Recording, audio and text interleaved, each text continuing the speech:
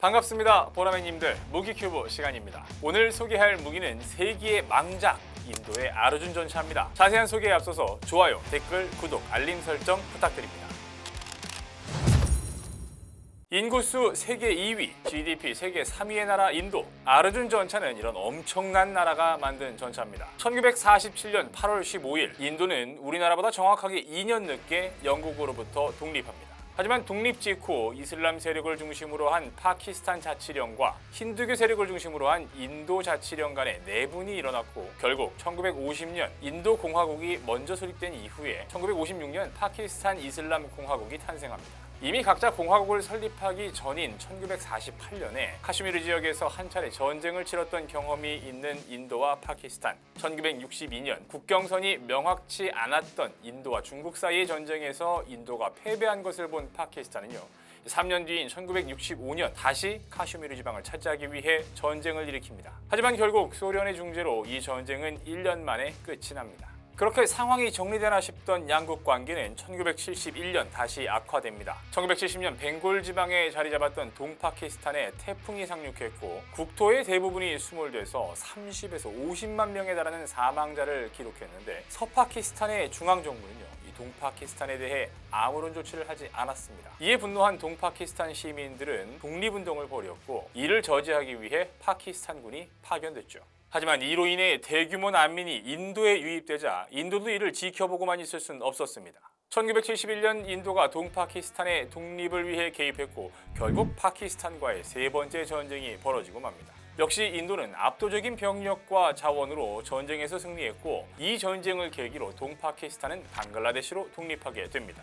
인도가 아르준 전차를 계획하게 된 계기가 바로 이 3차 인도-파키스탄 전쟁이었습니다. 당시 격전지였던 라자스탄의 타르 사막에서 영국의 비커스 마크 1을 면허 생산한 인도군의 비자얀타 전차는 무기력했습니다. 인도는 50도가 넘는 고온에 견디고 사막이라는 험난한 지형 조건을 극복할 수 있는 새로운 전차가 필요했죠. 인도는 당시 비자얀타 전차를 사용하고 있었는데 당대 최고 사양의 전차라고 평가받을 정도였습니다. 물론 전방 국경 지역에는 영국의 센츄리온이나 소련의 T-55, 미국의 M48 패튼 전차 같은 구형 전차가 대부분을 차지했지만 말이죠. 인도 육군의 주문은 처음엔 단순했습니다. 110mm 주포로 무장한 40톤급의 전차를 원했죠. 이미 비슷한 수준의 전차를 면허 생산하고 있는 터라 인도의 환경 조건을 맞추고 파괴력을 조금 높이는 수준의 전차 개발은 가능할 것이라고 판단했던 겁니다. 물론 전에 전차를 개발해 본 경험은 없었지만 말이죠. 1974년 인도 정부는 1980년대 주력 전차 개발을 목표로 MBT-80이라는 코드명으로 전차 국내 개발을 시작합니다. 개발은 우리나라의 국방과학연구소 격인 인도 국방연구개발기구 DRDO의 전투차량 연구개발기관이 맡았습니다. 1983년까지 완료할 계획이었죠. 하지만 개발은 계획된 대로 진행되지 않았습니다. DRDO 연구원들이 설계도를 만들고 들고 가면 인도 육군은 최신 트렌드를 말했기 때문이죠. 인도 육군은 자신들의 전차도 이런 추세를 반영해야 한다면서 120mm 강선포에 자동 사격 통제 체계와 복합 장갑을 적용하고 1500마력의 디젤 엔진으로 구동되는 55톤급의 주력 전차를 원했죠. 그렇게 설계부터 다시 시작해야 하는 무한반복의 루프가 형성됐습니다. 영국의 치프틴 전차를 모델로 차체와 장갑, 포탑, 구동계, 포신 등을 제작했지만 파워팩은 수입에 의존할 수밖에 없었습니다. 우여곡절 끝에 1984년 첫 CJ 차량이 나왔습니다. 그리고 1985년 4월 전설적인 힌두 왕자 아르준의 이름을 따서 아르준 전차로 공식 명명됩니다. 하지만 복합 장갑의 국산화가 지연되고 파워팩도 어느 나라 것을 써야 될지 못 정해서 1987년까지 무려 42번의 설계 변경을 거치게 됩니다. DRDO의 개발자들은 당시 설계도 설계지만 인도의 기술 기반과 산업 생태계가 마련되어 있지 않아서 어떤 공장도 전차를 만들 준비가 되어 있지 않았었다, 이렇게 회상했었습니다. 때문에 인도 육군의 시험 평가를 위해 제작해야 했던 CJ 차량은 DRDO의 자체 제작 시설에서 생산해야 했죠. 1991년 10월까지 12대의 CJ 차량이 개발됐고 본격적인 시험 평가가 시작됐습니다. 하지만 전차 폭이 너무 넓어서 수송용 트레일러에 싣지 못하고 주포의 명중률은 들쭉날쭉하고 파워팩은 과열되고 중량도 설계치를 초과해서 현수 장치의 수명이 저하되고 정밀한 용접 기술이 부족했던 탓에 비를 맞으면 물이 새는 등 수많은 문제점들이 드러났습니다.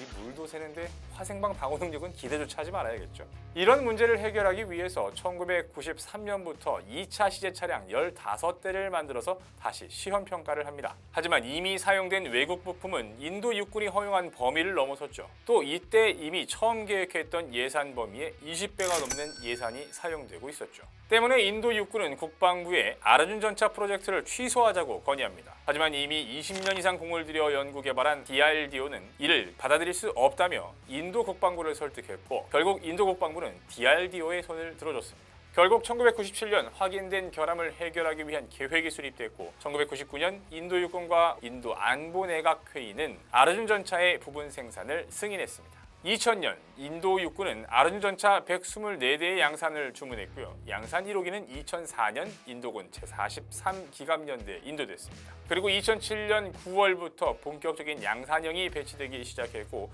2009년부터 정식 운용을 시작했습니다. 하지만 이 아르준 전차에 대한 불신이 깊어질 대로 깊어진 인도 육군은 그 사이에 러시아로부터 T-90S 전차 직도입과 라이센스 생산 계약을 체결해 버립니다. 그것도 무려 1,500대 분량이었습니다. 이쯤 되면 안 쓰겠다는 거 아닙니까 이거? 야. 인도에 수출되는 T-90S는 125mm 활강포에 1000마력짜리 엔진을 장착한 수출형 모델인데 오죽 답답했으면 그랬을까 싶네요. 자, 이쯤에서 재원을 한번 살펴보겠습니다. 길이 10.19m, 너비 3.85m, 높이 2.32m, 중량 58.5톤의 육중한 전차를 지휘관, 포수, 장전수, 운전수 등 4명이 운영합니다. 독일 MTU사에서 개발한 1400마력짜리 엔진이나 자체 개발한 1500마력짜리 엔진을 달고 최대 시속 70km까지, 야제에서는 45km까지 달릴 수 있고요. 450km를 이동할 수 있습니다. 120mm 강선포를 주포로 쓰고 RCWS에 장착된 12.7mm 중기관총과 7.62mm 기관총을 부무장으로 달았습니다. 반응장갑과 인도가 자체 개발한 모듈형 복합장갑 한찬 아머로 차체를 보호합니다. DRDO 개발자들의 집념은 대단했습니다. 전력화가 된 지 1년 만인 2010년 13가지의 주요 개선 사안을 포함해 93가지의 업그레이드를 추진했죠. 파노라마 조준경과 야간 투시경을 달았고 탄약 보관함과 주포의 관통력을 개선했습니다. 3호라는 인도에서 개발한 대전차 유도미사일도 장착했습니다. 주포에서 포탄 대신 발사할 수 있고요. 최대 유효 사거리는 5km로 알려져 있습니다. 이렇게 좋은 것들을 다 갖다 붙이니 어느새 무게가 68톤으로 늘었네요. 당연히 항속거리와 속도가 줄었겠죠. 2012년과 2013년 2년 동안 시험 평가를 완료하고 2014년 인도 정부는 118대의 아르준 마크2 생산을 승인했습니다. 하지만 생산 승인 후 프로토타입의 전차를 만들어 평가하는데 또 4년이라는 시간이 소요됐습니다. 이 사이 마크2는 마크1A로 이름을 바꿨고요. 결국 2018년 연말이 돼서야 평가를 마칠 수 있었습니다. 그런데요. 지난 2월 20일 인도 제인스라는 매체의 보도를 보니까 DRDO 관계자가 엔진이 부족해서 아르준 전차의 마크1A의 납품이 지연되고 있다고 합니다.